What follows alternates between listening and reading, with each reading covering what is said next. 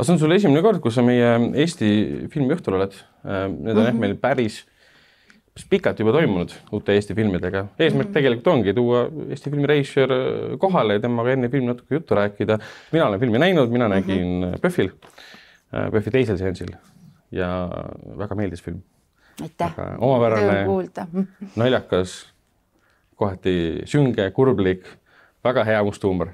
Täpselt minule omane must huumor. Tal on täpselt selline must huumor, et võib-olla kohe publik, võib-olla teie hulgas on ka neid inimesi, et ei ole kindel, kas ma tohin nüüd naerda.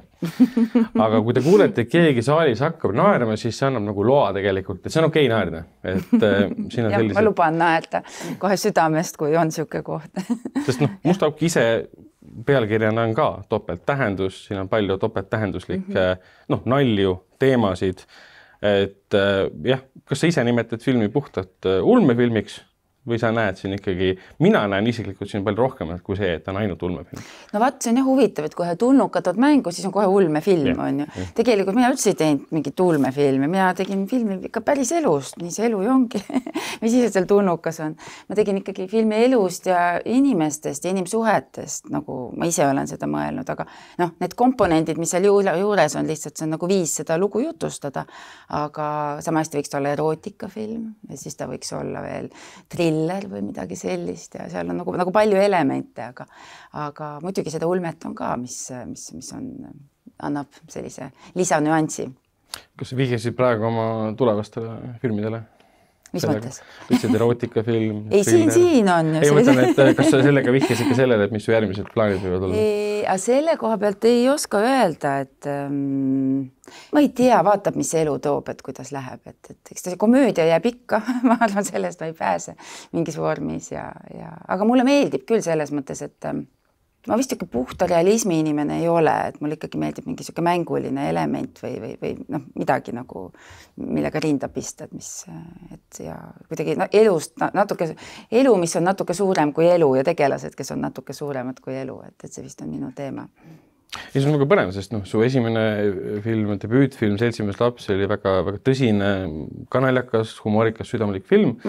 Ja su järgmine film on kapitaalselt, näiliselt teisest žanrist, et see ei ole nagu väga selline asi, mida tehakse, aga lähiminevikust me võime samamoodi võtta ühe teise Eesti filmireisjöri Tanel Toom, kes tegi oma esimese täispikka filmi, tõsine Eesti lugu, kirjandusklassikal põhineb ja siis järgmine film oli tal mis? Ulmefilm. Et siin on mingisugused ühiselemendid on, et Eesti filmitegijaid ikkagi tõmbab sinna ulmelisema loo poole natuke, mulle tundub.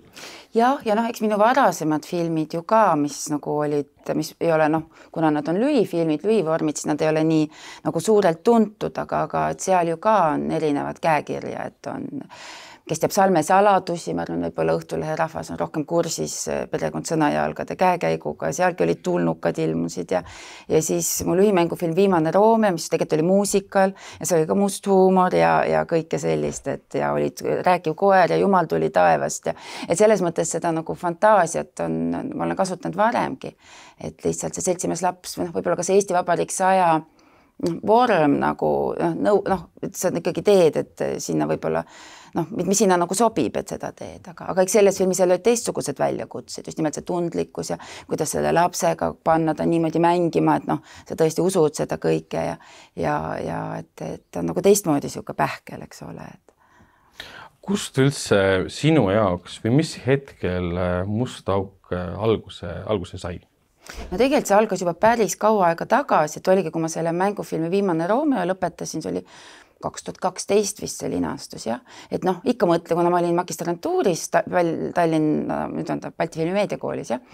Siis ikka juba mõtled, et mis ma siis teha võiks täispikaks filmiks. Aga mul vahepeal oli üks siuke nagu veel üks koolitöö oli, oled see sina, oli üks siuke triller, päris puhas, siuke väike lühikene ka.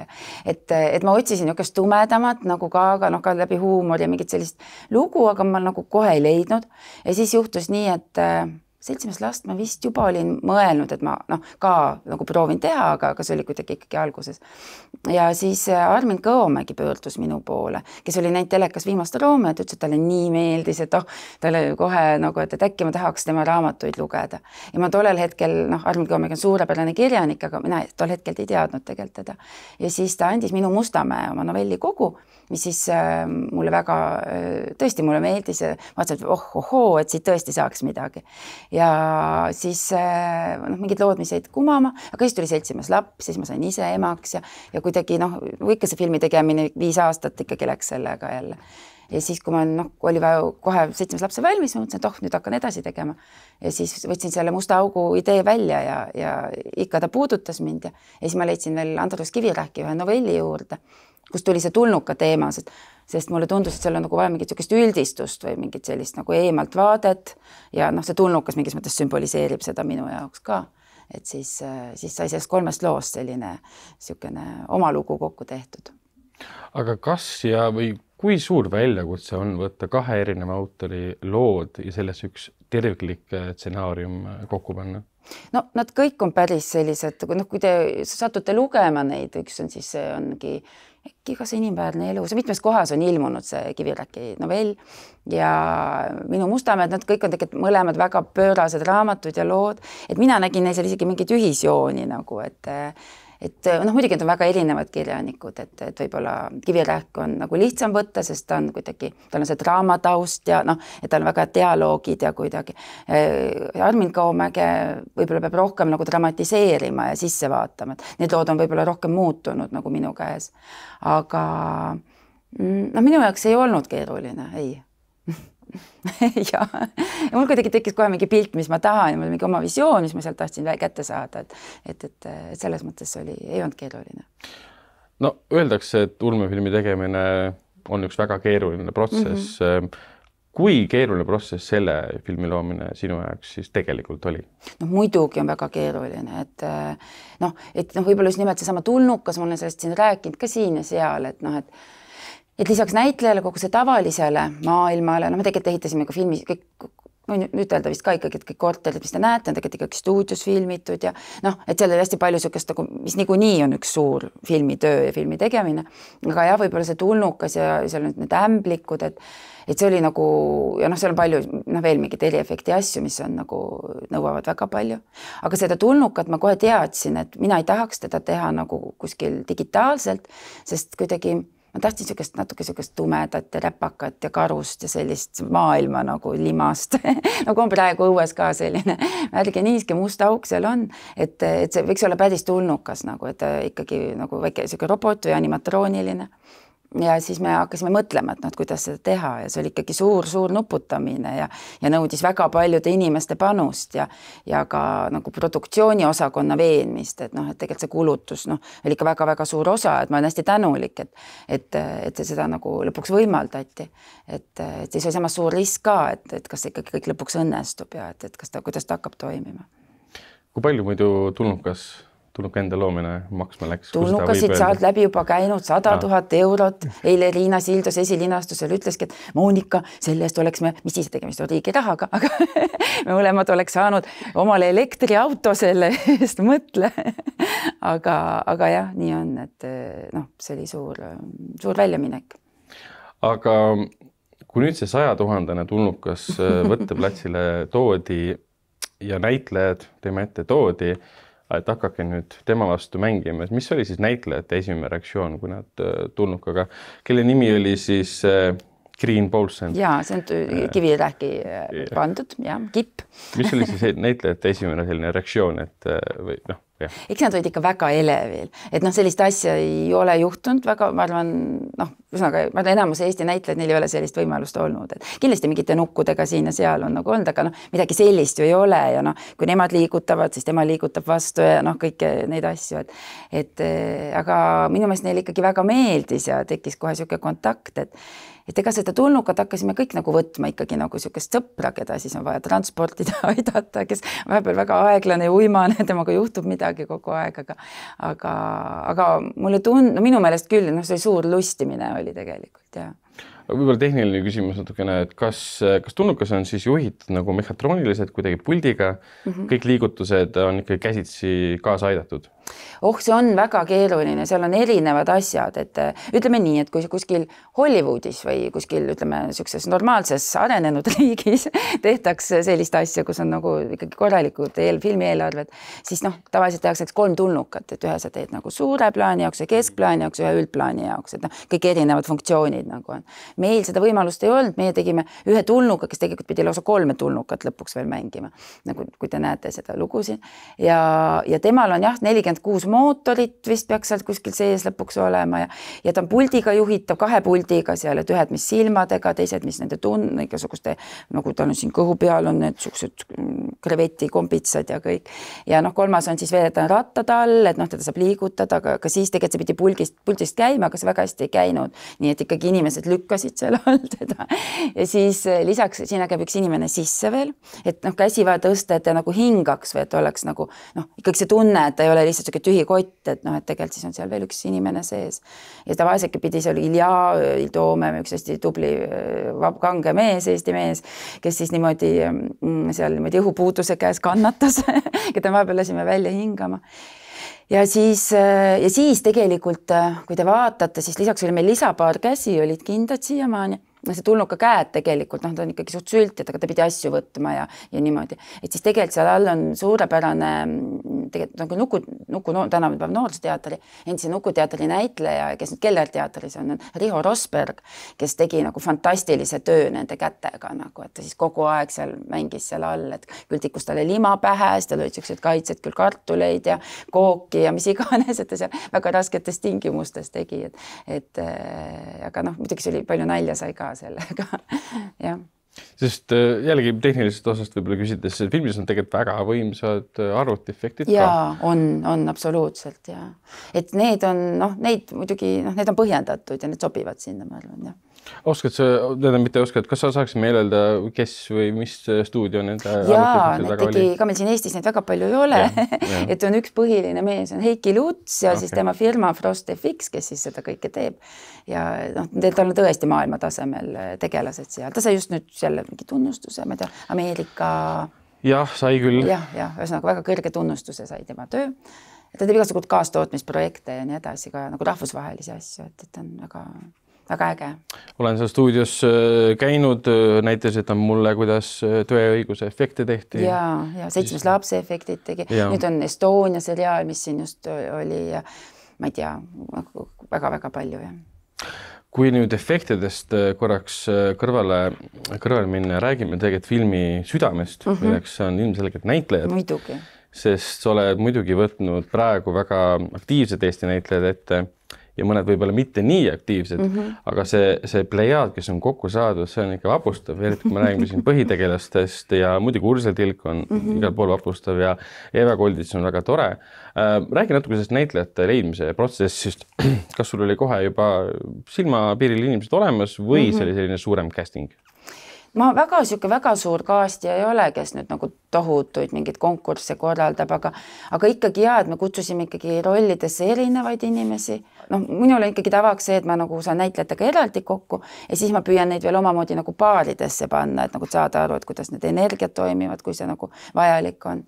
Aga üldiselt väga keeruline ei olnud, et mul ikka suht silme ette tulid, et kes võiks nagu olla, et ma ei mäleta seda Urseli karakterit, ma otsisin küll kõige rohkem vist, et kes võiks olla, sest ma teadsin, et Rainer Sarneti filmist see Ursel just oli ja siis ma mõtlesin, et ma ei tea, kas ma tahan võtta, et ma nägin juba, et sealt on midagi, ma nägin tegelikult ennem, kui ma teadsin, et ta seal on, ma käisin vaatamas, ta Draamateatris oli, ta Kuritöös ja karistuses tegi hästi-hästi ägeda rolli ja siis ma vaatasin, et see võiks kutsuda, aga siis ma nagu kahtlesin, kui ma kuulsin, et ta seal Sarneti filmis on. Aga siis ma lõpuks nagu ei saanud, mis ma tahtsin ja siis kutsusin tema ja siis oli kohe selge, et tema on see Jüri.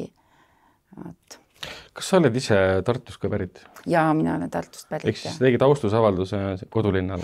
Jah, aga see Tartu on ikka väga palju inspireerinud ka, et selles mõttes. Ja siis olid seal on need Annelinna kollased majad, mitte mujal kuskil Eestis ei ole.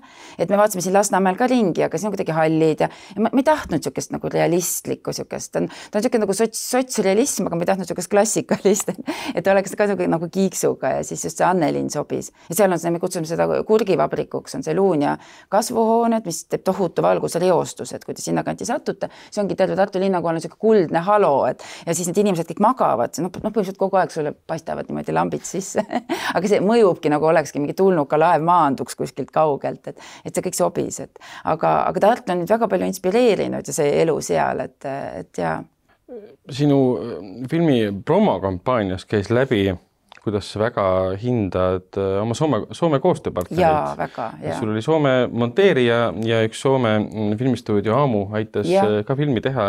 Võib-olla avad seda protsessi? Ja tegelikult oli veel, ma unustasingi tolles intervjuus, võt ongi pea nii laiali otsas.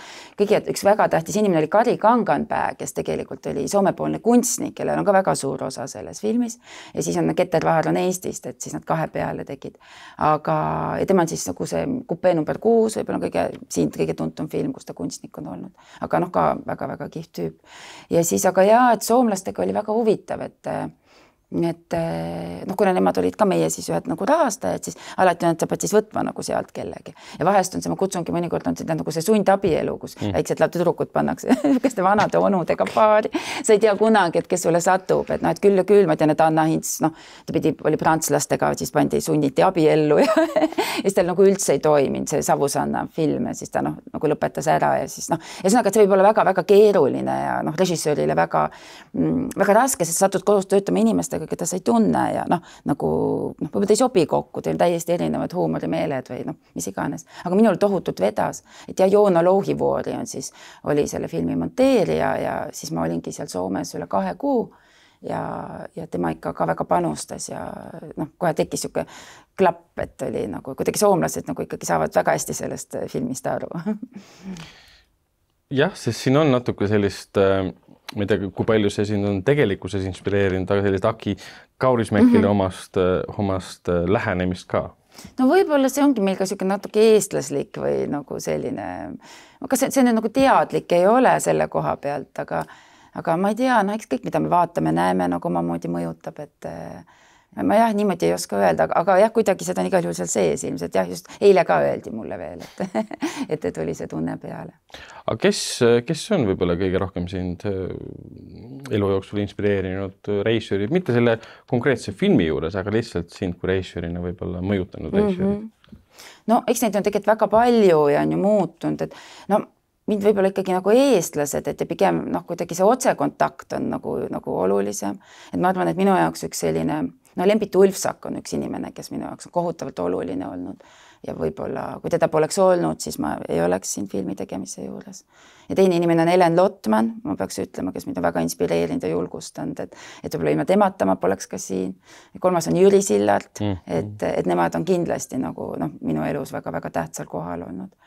Aga kui mõtelda nagu filmide koha pealt, siis ma ei teagi mul väga-väga erinevad asjad, mulle tegelikult meeldib näiteks Kusturitsa Varane looming, kuigi ma tean, et ta nüüd isiksusena on hirmus putinist ja parem ei võtakski seda sõna suhu kõike, aga tema need Arizona Dream ja Must kass ja valge kass mulle meeletult meeldisid. Ja siis Lars von Trier'i Laineid murdes, ma mäletan, mind väga vapustanud on. Eestist kindlasti Sulev Keeduse Georgika, ma olen seda ka maininud mitmel pool, et ja vaat ei oska öelda, kas see Lynch on mulle väga meeldinud, ma arvan, mis meil kõik see põlvkond on ja lapsena ma jälle hästi palju nagu vaatasime, nagu tulid need 90ndad ja siis me saime videomaki endale koju ja tuli RTL ja kõik sellised, kus siis näidati, ütleme, hakkasidki nägema neid igasuguseid tulnuka filmid ka ja siis see, mis meil oli segadused Hiina linna osas, seda ma olen siin ka maininud, et see oli meil kogu pere lemmikfilm, ma ei tea, ma olen 50 korda vist vaadanud ka, et meie hea peresõber oli Vigala Sass ja siis Vigala Sassi üks lemmikfilme oli ka see, siis ta alati oli meil ka külas, siis me vaatasime aga tema siis sensitiivina, siis tema analüüsis, et kas see on tegelikult nagu võimalik, nagu et kuidas neid, siis tegelikult mina usun, et on tegelikult energiatega võimalik igasuguseid asju teha ja siis ta nagu seal arutas, et kas saad niimoodi käest suunata ja inimesi niimoodi halvata et selles mõttes olid sellised huvitavad vaatamised. Ja veel mu vanemad ka võtsid mind kaasa juba väiksena, oli Tartu Ülikooli filmiklubi, oli siis Keemia suures ringauditooriumis oli ja ma ikka seal käisin, mina käisin seal vaatamas, et seal näidati Disney multikaid nagu alguses Mikki Hiire ja Donaldi multikat, mida kuskil mujal ei näinud.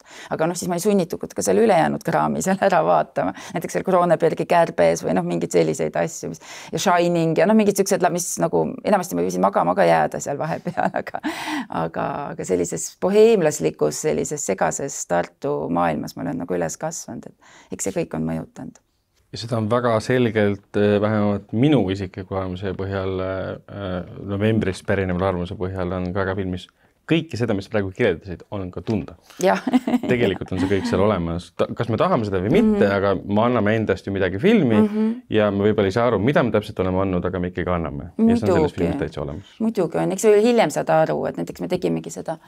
Ma nägin, oli üks hästi lahe korter, ka näete, seal on üks korter, kus elab üks kaunitar, punane tuba Lasnamäel, ma nägin kinnisvaraportaalis, ma mõtlesin, et see on nagu, ma kohe salvestasin need pildid juba stsenaariumi kirjutamise ajal, et see on nagu selline, mis võiks olla ja edasi, siis me lõpuks tegime sellest inspireeritult midagi valmis, ei saada aru, et see on nagu lynch või aga see on kõik, mina, operaator, kunstnik, et mul ka see meeskond oli super, aga eks me oleme natuke üks põlvkond ja keda siis operaator on Ivar Tai, mis ma ütlen ära, ilma kelleta seda filmi poleks, sest tema on ka tehniline geenius ja suur leiutaja, et kes nagu mõtles välja, et kuidas selliseid asju üldse teha, ja Keter Vahar Eesti poolt, et ka, ütleme, et film on ikkagi nii meeskonnatöö, et ma ei saa siin küll ütelda, et mina, ei, et muidugi see on mina, aga ikkagi see on väga-väga paljude inimeste tohutu panus. Võib-olla viimase küsimusena, mis ootab veel filmi ees lähitulevikus? Peale selle, et ta muidugi ilmselgelt Eesti kinodest nüüd alles alustab, aga kas on veel plaane, ma pean silmas veel festivale või veel esinemisi mujal Euroopa kinolevi? No ma loodan väga, et see film nagu alustas Ameerikas Fantastic Film Festivali, mis on siis USA, maailmas üks olulisemaid žanri filmifestivale. Ja siis edasi valiti ta Poola Varssavi filmifestivalile, mis on siuke A-klassi filmifestival PÖFFi moodi. Ja seal ma sain ühe olulise auhinna, see oligi nagu Free Spirit programm, mis siis oligi selline tugeva autori käekirjaga filmide programm, kus see film sai tegelikult peaauhinna, mis oli väga suur ja sellest tulenevalt me saime, kas meie vastu huvi tundmaks Prantsuse levifirma Real Suspect, mis siis ongi nagu levitabki just siukseid žanrifilme, et nüüd nende käes nüüd on, ütleme, see trump, et mis nüüd edasi saab, et võib-olla praegu nüüd ei ole neid festivale olnud, aga eks nad vaikselt hakkavad tulema, et loomulikult need Cannes'id ja Berliinid, kuna on ära näidatud, et sinna ta nüüd enam ju ei lähe, aga maailmas on nagu palju ülejäänud olulisi festivale, et ma loodan, et nad kuskil seal ikka hakkab tiirlema ja äkki lähme Soome ka kunagi oli juttu, et soomlased võiksid mõista, et ei tea täpselt, aga ma loodan, et seda ikka niimoodi, ma ikka väga tahaks, et ta ikka elaks ja hingaks siin ja seal pool. Seda loodan mina ka, meil hakkab vaikselt nüüd aeg otsa saama, võib-olla viimase kommentaarina tõesti, et Eesti film on praegu tõeliselt viljakas olnud, võttes arvesse, kui palju Eesti filme on järjest välja tulnud, siin mootorsed lausid, pikad paberid, kikilipsuga mässe tuleb nüüd samal ajal kui must auk ja see ei lõppe ära, kogu aeg tuleb ainult juurde. See ei ole nüüd tüdimus, see on lihtsalt, see on väga tore. Kõik väga tore ja ma olen väga õnnelik, et sinu film, mis puudutab žanri nagu väljundit, võib-olla koos mootorsed lausid filmiga, ma olen filmiga seotud, ehk siis ma räägin nagu rohkem, ma olen, igatahes. Siis te olete mõlemad Sander Maraniga loonud filmid, mis paistavad ilmselgelt oma žanri ja suunitluse poolest nagu täiesti välja ülejäänud filmidest.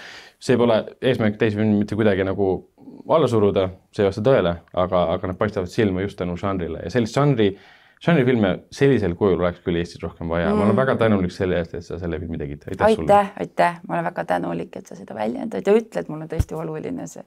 Ja aitäh, et kutsusid ja väga head küsimused olid, et oli tore rääkida. Aitäh sulle. Aitäh. Ja aitäh teile.